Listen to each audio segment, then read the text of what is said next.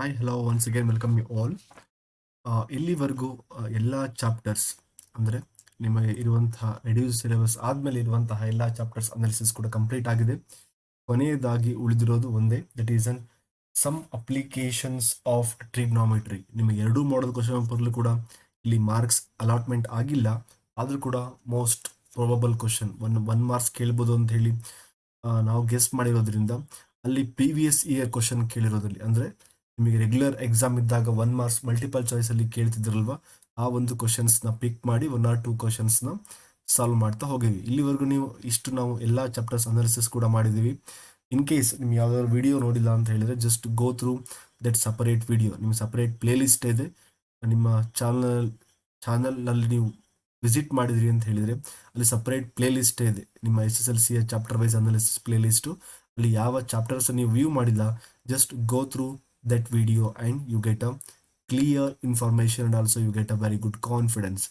Now come to some application of trigonometry chapter. ಇಲ್ಲಿ ನಿಮ್ಗೆ ಬಹಳ ಬೇಸಿಕ್ ಆಗಿರುವಂಥದ್ದೇನು, ರೈಟ್ ಆಂಗಲ್ ಟ್ರಯಾಂಗಲ್ಗೆ ನಾವು ಪೈಥಾಗೋರಸ್ ಥಿಯರಮ್ ಅಪ್ಲೈ ಮಾಡ್ತಿದ್ದೀವಿ. And also in this triangle that is an angle ABC means B is equal to 90 degree ಇದೆ, and also A is equal to theta means it is an acute angle. For angle theta ನಾವು ಈ angle ಆಗಿ ಅಂದರೆ a angle with respect to a angle ನಾವು ಹೇಳ್ತಾ ಇದೀವಿ ಅಂತ ಹೇಳಿದ್ರೆ which one is adjacent one, which one is opposite one, which one is a hypotenuse one. Just you want to know that one is a very important one. Just you want to know the angle means know the sides with respect to this angle. ಈ ಒಂದು angle ಸಂಬಂಧಪಟ್ಟ ಹಾಗೆ adjacent ಯಾವುದು, ಹೈಪೋಟೋನಿಯಸ್ ಯಾವುದು, ಹಾಗೆ opposite side ಯಾವುದು ಅನ್ನೋದನ್ನ ನೀವು ಫಸ್ಟ್ ಅರ್ಥ ಮಾಡ್ಕೋಬೇಕು. ನೋಡಿ ಇಲ್ಲಿ ಥೀಟಾ ಇದೆ, theta means which is an adjacent one, which is an opposite one, and longer side which is an hypotenuse one, hypotenuse of the right angle triangle. After that just I want to move on next one. These are the basic ನೀವು trigonometry chapters ಅಲ್ಲಿ ಎಲ್ಲ ಕಾನ್ಸೆಪ್ಟ್ನ ಕಲ್ತಿರ್ತೀರಾ, ಆದ್ರೂ ಒಂದ್ಸೈಡ್ ನಾನು revision ಮಾಡ್ತಾ ಇದ್ದೀನಿ. ಹಾಗೆ ಇಲ್ಲಿ ಬಹಳ ಇಂಪಾರ್ಟೆಂಟ್ ಆಗಿರೋದು ಅಂತ ಹೇಳಿದ್ರೆ angle of depression and angle of elevation.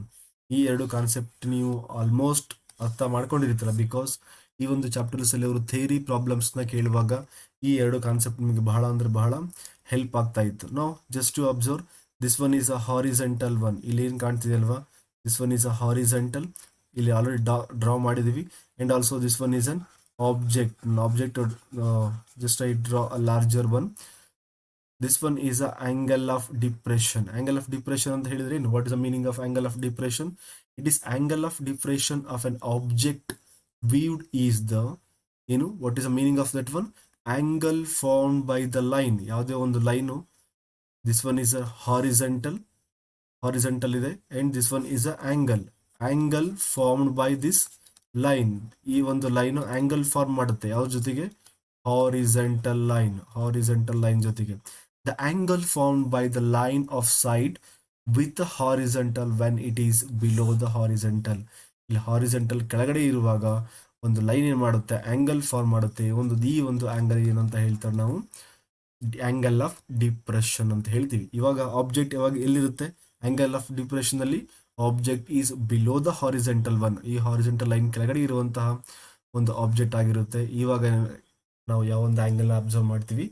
Angle of depression. ನೋಡಿ, ಆಂಗಲ್ ಆಫ್ ಎಲಿವೇಶನ್ ಅಲ್ಲಿ where is object here? Object is above the horizontal. Very good. Object is above the horizontal. Then angle of elevation, same definition, just only one modification, that is an angle formed by a line of sight with the horizontal one when it is above the horizontal. ಇದ್ದಾಗ ಮಾತ್ರ ನಮಗೆ angle of elevation ಅನ್ನೋದು ಸಿಗುತ್ತೆ. ಓಕೆನಾ? ಈ ಎರಡು questions ಕೇಳುವಂತಹ chances ಇದೆ, ಆಂಗಲ್ ಆಫ್ ಎಲಿವೇಶನ್ ಮತ್ತು ಆಂಗಲ್ ಆಫ್ ಡಿಪ್ರೆಷನ್ ಸಂಬಂಧಪಟ್ಟ ಹಾಗೆ. ಒಂದು ಕೀಪ್ ಇನ್ ಪಾಯಿಂಟ್, ಈ ಎರಡು ಡಯಾಗ್ರಾಮ್ ನೆನ್ಪಿಡ್ಕೊಳ್ಳಿ. ಆಂಗಲ್ ಆಫ್ ಡಿಪ್ರೆಷನ್ಗೆ, ಆಂಗಲ್ ಆಫ್ ಎಲಿವೇಶನ್ಗೆ one my possible question. Second one, object angle of depression ಅಲ್ಲಿ ಆಬ್ಜೆಕ್ಟ್ ಬಿಲೋ ದ ಹಾರಿಸೆಂಟಲ್ ಇರುತ್ತೆ, object is above the horizontal. You must be remember these are the points. Afterwards, note, some of the notes are here. The angle of elevation, angle of depressions are always measured with respect to what? Horizontal. In ಈ question ಕೂಡ ಕೇಳಿದ್ರೆ ಹೇಳ್ಬೋದು. With respect to horizontal ಆಗಿ ನಾವು ಯಾವಾಗಲೂ ಕೂಡ ಈ ಎರಡು ಆಂಗಲ್ ನಾವು ಮೆಜರ್ ಮಾಡ್ತೀವಿ. If the height of the observer is not given, ಯಾವುದೇ ಒಂದು ಎಕ್ಸಾಮ್ ಅಲ್ಲಿ ಯಾವುದೇ ಒಂದು ಕ್ವಶನ್ ಅಲ್ಲಿ ಹೈಟ್ ಆಫ್ ದ ಅಬ್ಸರ್ವರ್ ಕೊಟ್ಟಿಲ್ಲ ಅಂತ ಹೇಳಿದ್ರೆ ನಾವು ಆ ಒಂದು ಆಬ್ಜೆಕ್ಟ್ ನಾವು ಪಾಯಿಂಟ್ ಆಬ್ಜೆಕ್ಟ್ ಅಂತ ಹೇಳಿ ನಾವು ಕನ್ಸಿಡರ್ ಮಾಡಬೇಕು. And also the height and length of the object, the distance between the two distinct object can be determined by the help of the trigonometric ratios. ನೀವು ಎಕ್ಸಾಂಪಲ್ ಅಲ್ಲಿ solve ಮಾಡಿರ್ತೀರಾ, ಯಾವುದೇ height ಅನ್ನು ನೀವು measure ಮಾಡಬೇಕು ಅಂತ ಹೇಳಿದ್ರೆ ಅಥವಾ ಲೆಂತ್ ಅನ್ನು ಮೆಸರ್ ಮಾಡಬೇಕು ಅಂತ ಹೇಳಿದ್ರೆ ಯಾವ್ದು ಯೂಸ್ ಮಾಡ್ತೀರಾ? Trigonometric ratios. ಬಹಳ ಇಂಪಾರ್ಟೆಂಟ್ ಆಗಿರೋದು ಅದಲ್ಲಿ ಟ್ಯಾನ್ ಥೀಟಾಗೆ ಸಂಬಂಧಪಟ್ಟ ಹಾಗೆ ಆಲ್ಮೋಸ್ಟ್ ಇಲ್ಲಿ ಒಂದು ವ್ಯಾಲ್ಯೂಸ್ ನ ಕೊಡೋ ಚಾನ್ಸಸ್ ಇರುತ್ತೆ. Therefore you must be remember, write a note, tan 0 is equal to 0, 1 by root 3, 1 root 3 and also infinity. The tan 0 is 0, tan 30 is 1 by root 3, tan 45 is 1 and tan 60 is root 3 and also tan 90 is infinite. These are the important points you must be remember because ಈ ಒಂದು chapters ಅಲ್ಲಿ ಒಂದು tan ಸಂಬಂಧಪಟ್ಟ ಹಾಗೆ values ನ ಕೇಳುವಂತಹ chances ಇರುತ್ತೆ. ಅದಕ್ಕೋಸ್ಕರ the value of trigonometric ratios of an angle do not vary with the length of the side of a triangle. It is vary with the angle. Angles are remain same. ಏನಂತ ಹೇಳಿದ್ರೆ trigonometric ratios almost values ಎಲ್ಲದೂ ಕೂಡ angle ಮೇಲೆ variation ಆಗಿರುತ್ತೆ. That is not depend on the length of the side. ಈ length ಮೇಲೆ ಯಾವುದೇ ರೀತಿ ವೇರಿಯೇಷನ್ ಆಗೋದಿಲ್ಲ. Only angle eta means angle ಮೇಲೆ ಮಾತ್ರ ವೇರಿಯೇಷನ್ ಆಗುತ್ತೆ. ಇನ್ ಕೇಸ್ ಆಂಗಲ್ ಸೇಮ್ ಇತ್ತು ಅಂತ ಹೇಳಿದ್ರೆ, ಆಂಗಲ್ ಸೇಮ್ ಇದೆ ನೋಡಿ, ಎಕ್ಸಾಂಪಲ್ ಇಲ್ಲಿ ಸ್ಮಾಲ್ ಟ್ರಯಾಂಗಲ್ ಇದೆ, ಅದೊಂದು ಇಲ್ಲಿ ಆಂಗಲ್ ಥೀಟಾ ಅಂತಿದೆ. And also same larger triangle ಕೂಡ ಇಲ್ಲಿ ಕೂಡ ಥೀಟಾ ಇದೆ. ಮೀನ್ಸ್ ರಿಸಲ್ಟ್ ಏನಾಗಿರುತ್ತೆ? Same, because the theta values are remains same. ಇಲ್ಲಿ ಲೆಂತ್ ವೇರಿಯೇಷನ್ ಆಗಿದೆ. ಲೆಂತ್ ವೇರಿಯೇಷನ್ ಅಂದ ತಕ್ಷಣ ನಿಮಗೆ ಲೆಂತ್ ಅಥವಾ ಹೈಟ್ ನೀವು ಯಾವುದೇ ರೀತಿ ವೇರಿಯೇಷನ್ ಆಗೋದಿಲ್ಲ. ಓನ್ಲಿ ಆಂಗಲ್ ಚೇಂಜ್ ಆದಾಗ ಮಾತ್ರ the value of trigonometric ratios of our angles do not change. ಅಂದ್ರೆ trigonometric ratios it is directly depend upon what? Angle change ಆದಾಗ ಟ್ರಿಗ್ನೋಮೆಟ್ರಿಕ್ ರೇಷಿಯೋಸ್ ವ್ಯಾಲ್ಯೂಸ್ ಚೇಂಜ್ ಆಗುತ್ತೆ. It is not depend on the length of the triangle. And also two heights and above and below the ground levels. ಇದೊಂದು ಬಹಳ important ಆಗಿರೋ point. ಕೇಳ್ಬೋದು, ನಿಮ್ಮ tricky question ಬಹಳ difficult ಕೇಳಿದ್ರು ಅಂತ ಹೇಳಿದ್ರೆ ಈ ತರ ಕ್ವಶನ್ಸ್ ಕೇಳುವಂತಹ ಚಾನ್ಸಸ್ ಇರುತ್ತೆ. ಅಂದ್ರೆ ಬಿಲೋ ಮತ್ತೆ ಅಬೋವ್ ಇತ್ತು ಅಂತ ಹೇಳಿದ್ರೆ ನೋಡಿ, the two heights above and below of the ground level in case of reflection. ನೀವು ಫಿಸಿಕ್ಸ್ ಅಲ್ಲಿ ಕಲಿತಾರೆ ನೋಡಿ, ರಿಫ್ಲೆಕ್ಷನ್. ಅದೇ ರೀತಿಯಲ್ಲಿ ರಿಫ್ಲೆಕ್ಷನ್ ಆಯ್ತು ಅಂತ ಹೇಳಿದ್ರೆ from the water surface are equal. Above height ಮತ್ತೆ ಬಿಲೋ ಹೈಟ್ ಎರಡು ಕೂಡ ಸೇಮ್ ಆಗಿರುತ್ತೆ ಯಾವಾಗ? ರಿಫ್ಲೆಕ್ಷನ್ ಆದಾಗ. Okay, these are the important points.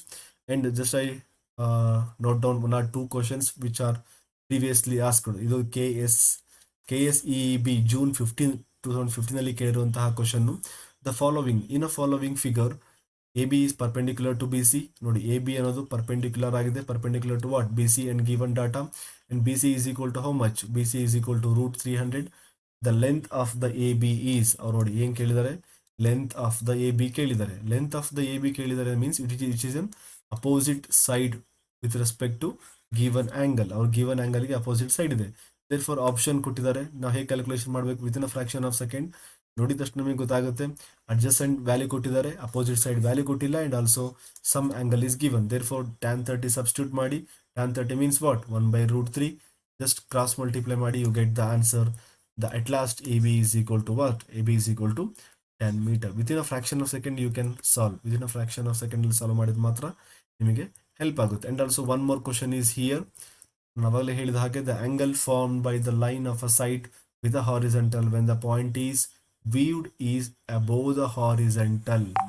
Above the horizontal ಬಂತು ಅಂತ ಹೇಳಿದ್ರೆ very easy. What? Angle of elevation. ಓಕೆನಾ?